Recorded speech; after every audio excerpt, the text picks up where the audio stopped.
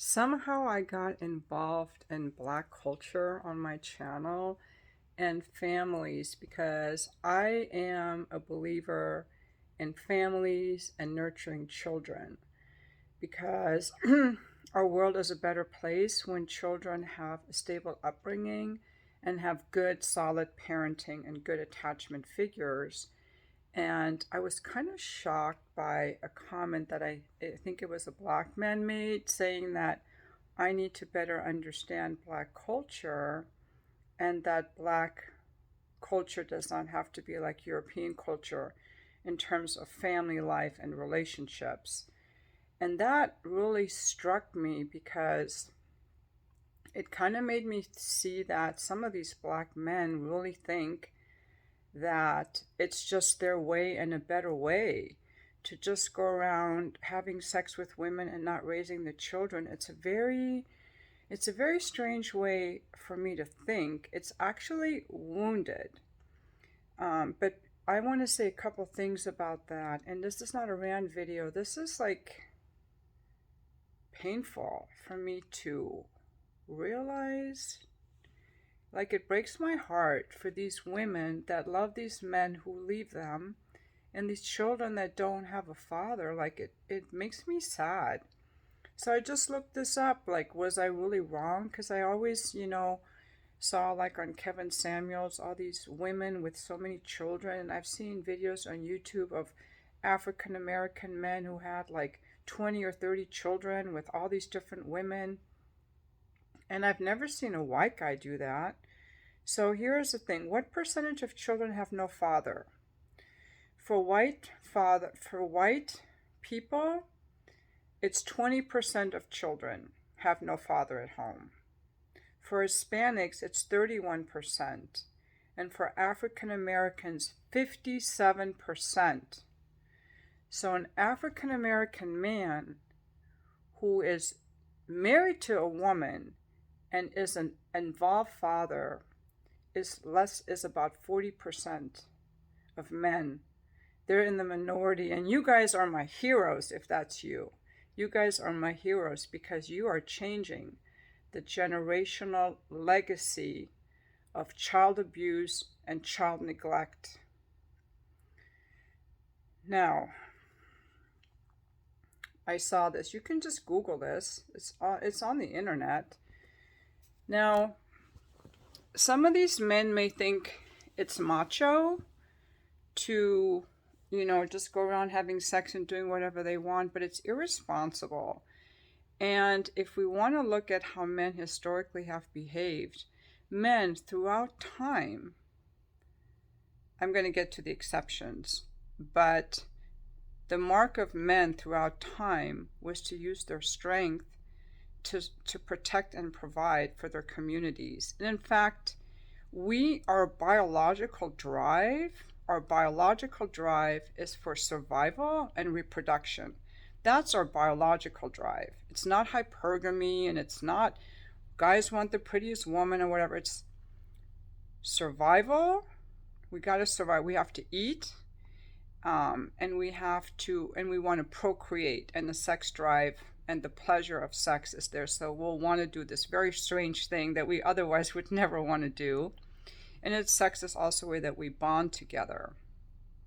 And for survival of the species, one of the most important things is caring for our young, because the humans have the most dependent, helpless young that need the most nurturing of any species for the most number of years.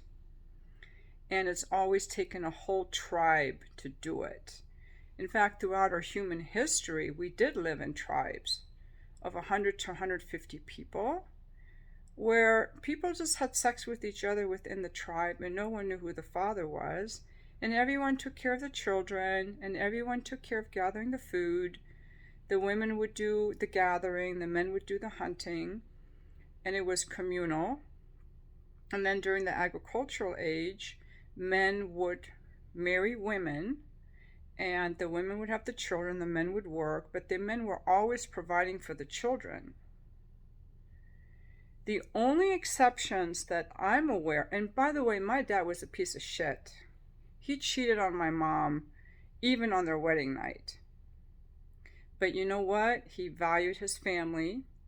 He married my mother. She was 8 months pregnant with me. He married my mother.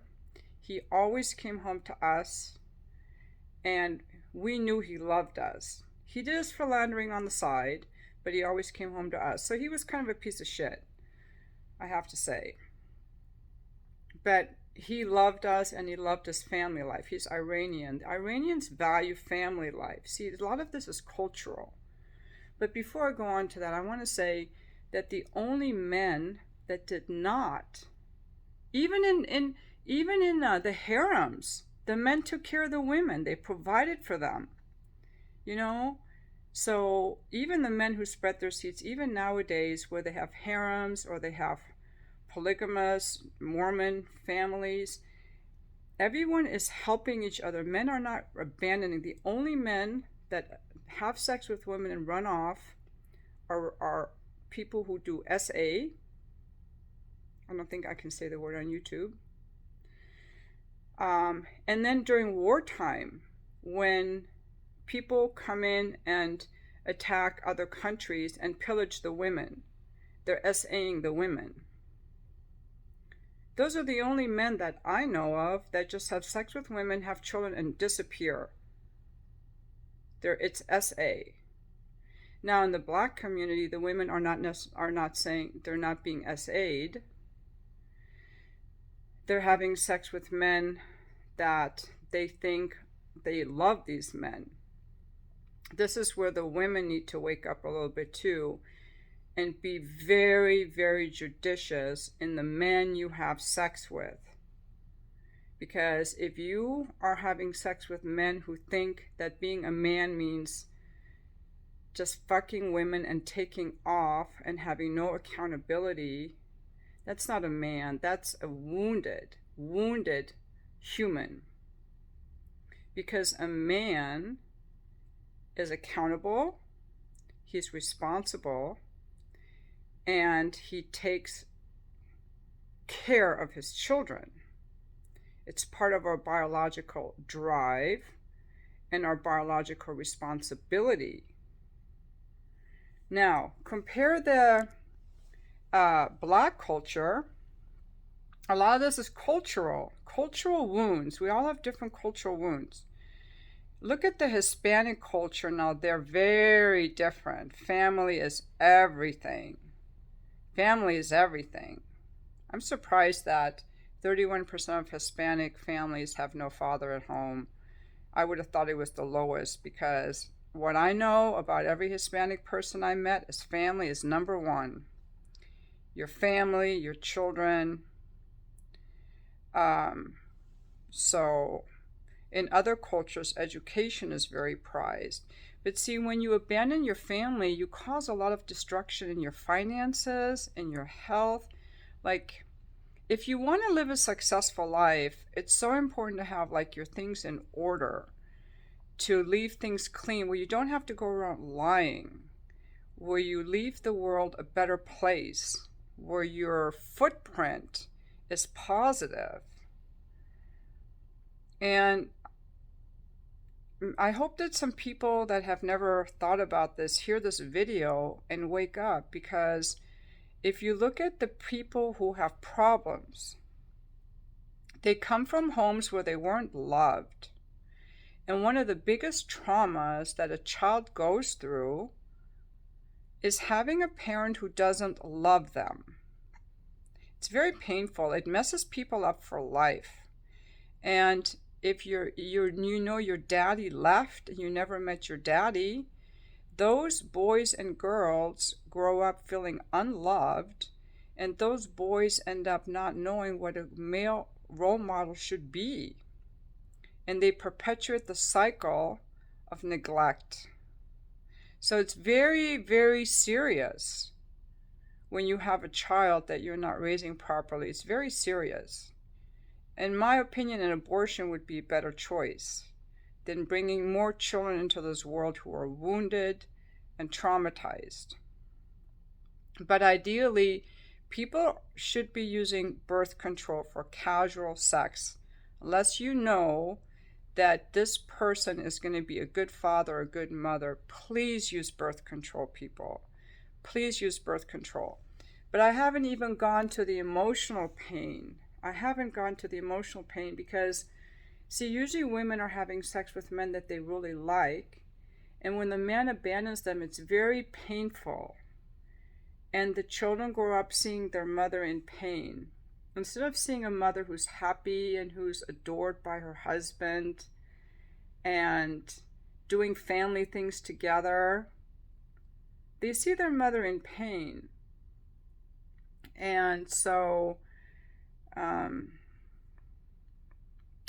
am, and don't black guys that disagree with me, don't go here on a soapbox and think that you can play the race card.